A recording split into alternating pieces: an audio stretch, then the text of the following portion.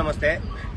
ಈಗ ನಾವು ಸದ್ಯಕ್ಕೆ ಕರ್ನಾಟಕದ ಮಾನ್ಯ ಉಚ್ಚ ನ್ಯಾಯಾಲಯ ಆನರೇಬಲ್ ಹೈಕೋರ್ಟ್ ಎದುರುಗಡೆ ನಮ್ಮ ಇಡೀ ನ್ಯಾಯವಾದಿಗಳ ತಂಡದ ಜೊತೆಗೆ ನಾನಿದ್ದೇನೆ. ಈಗ ತಾನೇ ಒಂದು ಅರ್ಧ ಗಂಟೆ ಹಿಂದೆ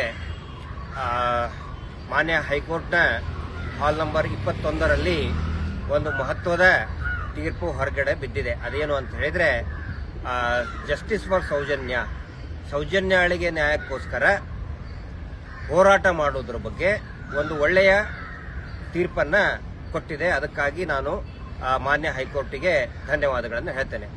ಏನು ತೀರ್ಪು ಅಂತ ಹೇಳಿದ್ರೆ, ಕಳೆದ ಒಂದು 15 ದಿನದಿಂದ ಅಲ್ಲಿರ್ತಕ್ಕಂತಹ ಧರ್ಮಸ್ಥಳದಲ್ಲಿ ನಡ್ತಕ್ಕಂತಹ ಅನೇಕ ಅತ್ಯಾಚಾರ ಕೊಲೆಗಳ ಕುರಿತಾಗಿ ಒಂದು ವಿಡಿಯೋ ಬಂದ ನಂತರ ಮತ್ತು ಅದಕ್ಕಿಂತ ಮುಂಚೆ ಏನು ಸೌಜನ್ಯ ಹೋರಾಟಗಾರರು ನ್ಯಾಯಕ್ಕಾಗಿ ಹೋರಾಟ ಮಾಡ್ತಾ ಇದ್ರು, ಅದರ ಕುರಿತಾದಂತಹ ಒಂದು ಆದೇಶವನ್ನ ಪೊಲೀಸರು ಮತ್ತು ಈ ನಿಜವಾದ ಯಾರು ಅದನ್ನ ಅತ್ಯಾಚಾರಿಗಳು ಇದ್ದಾರೆ ಅವರ ಕಡೆಯವರು ಏನ್ ಮಾಡ್ತಿದ್ರು ಅದನ್ನ ತಿರುಚಿ ಪೊಲೀಸರಿಗೆ ಹೇಳಿ ಸುಮ್ಮನೆ ಈ ಪ್ರತಿಭಟನೆಗೆ ಅಡ್ಡಿಯನ್ನ ಪಡಿಸ್ತಾ ಇದ್ರು. ಈ ಬೆಳವಣಿಗೆಯನ್ನ ನಾವು ಫ್ರೀಡಂ ಪಾರ್ಕ್ ಅಲ್ಲಿ ಕೂಡ ನೋಡಿದ್ದೇವೆ. ಆನಂತರ ಸಾಹಿತಿ ಮತ್ತು ಪ್ರಜ್ಞಾವಂತರು ಎಲ್ಲರೂ ಸೇರಿ ಈ ಸಾಮಾಜಿಕ ಚಿಂತಕರು ಶೇಷಾದ್ರಿಪುರಂ ವ್ಯಾಪ್ತಿಯಲ್ಲಿನೂ ಕೂಡ ಒಂದು ಸಭೆ ನಡೆಸಬೇಕಾದ್ರೆ ಪೊಲೀಸರು ಹೈಕೋರ್ಟ್ ಆದೇಶ ಇದೆ ಅಂತ ಹೇಳಿ ಅದನ್ನ ತಡೆಯೋದಕ್ಕೆ ಅಡ್ಡಿಪಡಿಸಿದ್ರು. ಹೀಗಾಗಿ ಆ ಆದೇಶವನ್ನ ಚಾಲೆಂಜ್ ಮಾಡಿ ನಿನ್ನೆ ಸೋಮವಾರನೇ ಅದನ್ನ ಚಾಲೆಂಜ್ ಮಾಡಿ ಹಿರಿಯ ನ್ಯಾಯವಾದಿ ಶ್ರುತಿ ಅವರು ಕೂಡ ಒಂದು ಅಂದ್ರೆ ಚಿಂತಕರು ಸಾಹಿತಿಗಳ ಪರವಾಗಿ ಆ ಒಂದು ಆರ್ಡರ್ ಕೂಡ ತಗೊಂಡು ಬಂದಿದ್ರು. ಅವಾಗಲೂ ಕೂಡ ನಿನ್ನಿಲ್ದ ಮೊನ್ನೆ ಇದೇ ಮಾನ್ಯ ನ್ಯಾಯಾಲಯ ಆದೇಶ ಮಾಡಿದೆ, ಹೋರಾಟಕ್ಕೆ ಅನುಮತಿ ಇದೆ ಅಂತ ಹೇಳಿ. ಇವತ್ತಿಗೂ ಕೂಡ ಇವತ್ತು ಏನಾಯ್ತು ಅಂತ ಹೇಳಿದ್ರೆ, ಆ ಆದೇಶ ಮೊನ್ನೆ ಆದಂತ ಆದೇಶ ಅದು ಸೌಜನ್ಯ ಹೋರಾಟಗಾರರಿಗೆ ಅನ್ವಯಿಸುತ್ತೋ ಇಲ್ಲೋ ಅನ್ನುವಂತ ಒಂದು ಡೌಟ್ ಇತ್ತು. ಅದು ಇವತ್ತು ಕ್ಲಿಯರ್ ಆಗಿದೆ. ಯಾರು ಬೇಕಾದ್ರೂ ಕೂಡ ಪ್ರತಿಭಟನೆ ಮಾಡಬಹುದು, ಶಾಂತಿಯುತ ಪ್ರತಿಭಟನೆ ಮಾಡಬಹುದು ಅಂತ ಹೇಳಿದ್ದಾರೆ. ಅಂದ್ರೆ ಕಾನೂನು ರೀತಿಯಾಗಿ ಮಾಡಬಹುದು ಅಂತ ಹೇಳಿದ್ದಾರೆ. ಇದು ನಿಜವಾಗ್ಲೂ ಕೂಡ ಒಂದು ದೊಡ್ಡ ಮಟ್ಟದ ಜಯ. ಪೊಲೀಸರು ಇದರ ಅರ್ಥ ಏನಂತ ಹೇಳಿದ್ರೆ, ಪೊಲೀಸರು ಅವರಿಗೆ ಅನುಮತಿಯನ್ನ ಕೊಡಲೇಬೇಕು. ಏನು ಯೂಶುವಲ್ ಪ್ರೊಸೀಜರ್ ಇದೆ ಅದು ಮಾಡಬೇಕು. ಒಂದು ವೇಳೆ ಅದನ್ನ ಪ್ರತಿಭಟನೆಗಿಂತ ಮುಂಚೆ ನೀವು ಮಾಡಬಾರ್ದು, ನೀವು ಕೋರ್ಟ್ ಆದೇಶ ಇದೆ, ಸುಳ್ಳುಗಳನ್ನ ಹೇಳಬಾರದು. ಬಹಳ ಸ್ಪಷ್ಟವಾಗಿ ಹೈಕೋರ್ಟ್ ಹೇಳಿದೆ, ಪೊಲೀಸರು ಅಥವಾ ಸರ್ಕಾರ ಅವರ ಸಂವಿಧಾನಿಕ ಹಕ್ಕನ್ನ ತಡೆಯುವ ಹಾಗೆ ಇಲ್ಲ ಅಂತೇಳಿ ಹೈಕೋರ್ಟ್ ಬಹಳ ಸ್ಪಷ್ಟವಾಗಿ ಹೇಳಿದೆ. ಪ್ರತಿಭಟನೆ ಮಾಡುವುದು ಪ್ರತಿಯೊಬ್ಬರ ಹಕ್ಕು ಅಂತ ಸ್ಪಷ್ಟವಾಗಿ ಹೇಳಿದೆ. ಅದನ್ನ ತಡೆಯುವಂತ ಅಧಿಕಾರ ಪೊಲೀಸರಿಗೆ ಇಲ್ಲ. ಇದು ಬಹಳ ಕ್ಲಿಯರ್ ಆಗಿ ಹೇಳಿದೆ.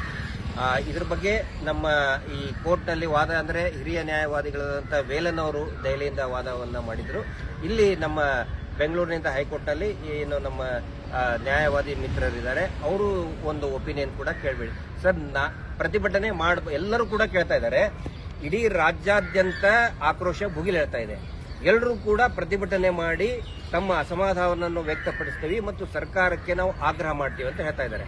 ಆದ್ರೆ ಹಾಸನ ಆಯ್ತು, ಮೈಸೂರು ಆಯ್ತು, ಉತ್ತರ ಕರ್ನಾಟಕದ ಅನೇಕ ಭಾಗಗಳಲ್ಲಿ, ಬೆಂಗಳೂರಿನಲ್ಲಿ ಪ್ರತಿಭಟನೆ ಮಾಡಬೇಕು ಅಂದ್ರೆ ಪೊಲೀಸರು ಏನೋ ಒಂದು ನೋಟಿಸ್ ಹಿಡ್ಕೊಂಡು ಬಂದು ನೀವು ಮಾಡಬಾರ್ದು ಅಂತ ಆಯ್ತು. ಇನ್ನು ಮೇಲೆ ಮಾಡಬಹುದಾ ಬೇಡ ಸರ್? ಸರ್, ನೀವು ಹೇಳಿದಂಗೆ ಮೊದಲನೇದಾಗಿ ನಮ್ಮ ಈ ಅರ್ಜಿಯಲ್ಲಿ ನಾವು ಏನು ಹೇಳಿದ್ವಿ ಅಂತಂದ್ರೆ, ಪ್ರತಿಭಟನೆ ಶಾಂತಿಯುತವಾದ ಪ್ರತಿಭಟನೆಗೆ ಅವಕಾಶ ಕೊಡಿ ಅಂತ ಮಾನ್ಯ ನ್ಯಾಯಾಲಯದ ಮುಂದೆ ಅರ್ಜಿ ಆಗ್ತದೆ. ಆ ಅರ್ಜಿಯನ್ನು ಪರಿಗಣಿಸಿ ನಮ್ಮ ತಂಡ ಶ್ರೀ ವೇಲನ್ ಮತ್ತು ನಮ್ಮ ತಂಡ ಬೇರೆ ನ್ಯಾಯವಾದಿಗಳು ಸೇರಿ ನಮ್ಮ ವಿವಾದವನ್ನು ಪರಿಗಣಿಸಿ ಮಾನ್ಯ ಉಚ್ಚ ನ್ಯಾಯಾಲಯ ಏನು ಹೇಳಿದೆ ಅಂತಂದ್ರೆ, ನೀವು ಪ್ರತಿಭಟನೆ ಮಾಡಿ, ಶಾಂತಿಯುತವಾದ ಪ್ರತಿಭಟನೆ ಮಾಡಿ. ನಿಮ್ಮ ಉದ್ದೇಶ ಏನಿದೆ ಅದು ಶಾಂತಿಯುತವಾಗಿ ಮಾಡಿ. ಯಾವುದೇ ಒಂದು ಈ ಪೊಲೀಸು ಆಗ್ಲಿ ಮತ್ತೊಬ್ಬರಾಗ್ಲಿ ಬಂದು ತಡೆಯೋ ಹಕ್ಕು ಅವ್ರಿಗಿಲ್ಲ.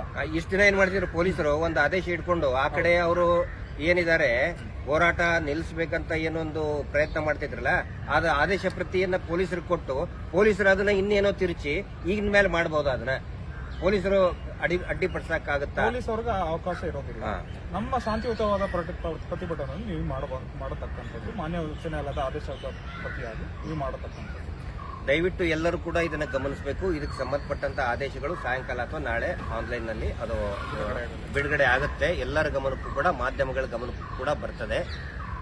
ದಯವಿಟ್ಟು ಎಲ್ಲರೂ ಕೂಡ ನಾವು ಶಾಂತಿಯುತವಾದಂತಹ ಪ್ರತಿಭಟನೆ ಮಾಡೋಣ. ಮತ್ತು ಎಲ್ಲೂ ಕೂಡ ಕಳೆದ 13 ವರ್ಷದಿಂದ ಸೌಜನ್ಯ ಹೋರಾಟ ಎಲ್ಲಿಯೂ ಕೂಡ ಅಶಾಂತಿಯಾಗಲಿ ವೈಲೆನ್ಸ್ ಆಗಲಿ ಎಲ್ಲಿಯೂ ಕೂಡ ಆಗಿಲ್ಲ. ಯಾವುದೇ ಧರ್ಮವನ್ನ ಕೆರಳಿಸೋದಾಗ್ಲಿ, ಯಾವುದೇ ರೀತಿಯಾದಂಥ ಪ್ರಚೋದನೆ ಮಾಡುವಂತ ಕೆಲಸ ಆಗಿಲ್ಲ. ಎಷ್ಟೇ ನಮ್ಮನ್ನ ಶಾಂತಿ ಹದಗೆಡಿಸಬೇಕು ಅಂತ ಪ್ರಚೋದನೆ ಆದರೂ ಕೂಡ ಎಲ್ಲರೂ ಕೂಡ ಮಹೇಶ್ ಶೆಟ್ಟಿ, ತಿಮ್ಮರೋಡಿ ಅವರು ಇರ್ಬೋದು, ಎಲ್ಲರೂ ಕೂಡ ಒಂದು ತಾಳ್ಮೆಯಿಂದಾನೇ ಈ ಹೋರಾಟ ಬಂದಿದ್ದಿದೆ. ಇನ್ನು ಮುಂದೆನೂ ಕೂಡ ಎಲ್ಲರೂ ಯಾರ್ಯಾರು ಪ್ರತಿಭಟನೆ ಮಾಡಬೇಕಂತ ಇದೀರಿ ರಾಜ್ಯದ ಜನತೆಗೆ ನಾನು ವಿನಂತಿ ಮಾಡ್ಕೊಳ್ತಾ ಇದ್ದೀನಿ. ದಯವಿಟ್ಟು ತಾವೆಲ್ಲರೂ ಕೂಡ ಸೌಜನ್ಯಾಳಿಗೆ ಈಗ ಸಂತೋಷ್ ರಾವ್ ನಿರಪರಾಧಿ ಆದ್ರೆ ಅಪರಾಧಿ ಯಾರು ಅನ್ನೋ ಒಂದು ಪ್ರಶ್ನೆ ಬಂದೇ ಬರ್ತದೆ. ಆ ನಂತರ ಅಕ್ವಿಟಲ್ ಕಮಿಟಿ ಯಾರು ಈ ಅಕ್ವಿಟಲ್ ಅಂದ್ರೆ ತಪ್ಪಿತಸ್ಥ ಅಧಿಕಾರಿಗಳಿದ್ದಾರೆ, ಎರಿಂಗ್ ಆಫೀಷಿಯಲ್ಸ್ ಇದ್ದಾರೆ, ಅವ್ರ ಮೇಲೆ ಒಂದು ಶಿಸ್ತು ಕ್ರಮ ಕಾನೂನು ಕ್ರಮ ಜರುಗಿಸಬೇಕ ಆದೇಶ ಆಗಿದೆಯಲ್ಲ, ಅದನ್ನ ಆಗ್ರಹ ಮಾಡೋದಕ್ಕೆ, ಆನೆ ಮಾವುತನ ಕೊಲೆ ಪ್ರಕರಣವನ್ನ ತನಿಖೆ ಮಾಡೋದಕ್ಕೆ ಮತ್ತು ನಿರಂತರ ಏನು ಅಸಹಜ ಸಾವುಗಳಿದೆ ಅದರ ಪ್ರತಿಭಟನೆ, ಅದರ ಧ್ವನಿಯನ್ನ ತಗ್ಗಿಸೋದಕ್ಕೆ ಖಂಡಿತ ಸಾಧ್ಯ ಇಲ್ಲ. ಅದಕ್ಕೆ ಅನುಮತಿ ಮಾನ್ಯ ಸರ್ಕಾರನೇ ಕೊಟ್ಟಿದೆ. ಹೀಗಾಗಿ ಎಲ್ಲರೂ ಕೂಡ ತಮ್ಮ ತಮ್ಮ ಭಾಗಗಳಲ್ಲಿ ಯುವಕರಿರ್ಬೋದು ಅಥವಾ ತಮ್ಮ ಅನೇಕ ಸಂಘಟನೆಗಳಿರ್ಬೋದು, ಇನ್ನು ಮೇಲೆ ಯಾವುದೇ ರೀತಿಯಾದಂಥ ರಿಸ್ಟ್ರಿಕ್ಷನ್ಸ್ ಇಲ್ಲ. ಇದಕ್ಕೆ ಸಂಬಂಧಪಟ್ಟಂತೆ ಮತ್ತೆ ಹಿರಿಯ ನ್ಯಾಯಾಧಿವಾದಿಗಳು ಕೂಡ ತಮಗೆ ವಿಶ್ಲೇಷಣೆ ಮಾಡಿ ಹೇಳ್ತಾರೆ, ಮಾಧ್ಯಮದಲ್ಲಿ ಕೂಡ ಬರ್ತದೆ.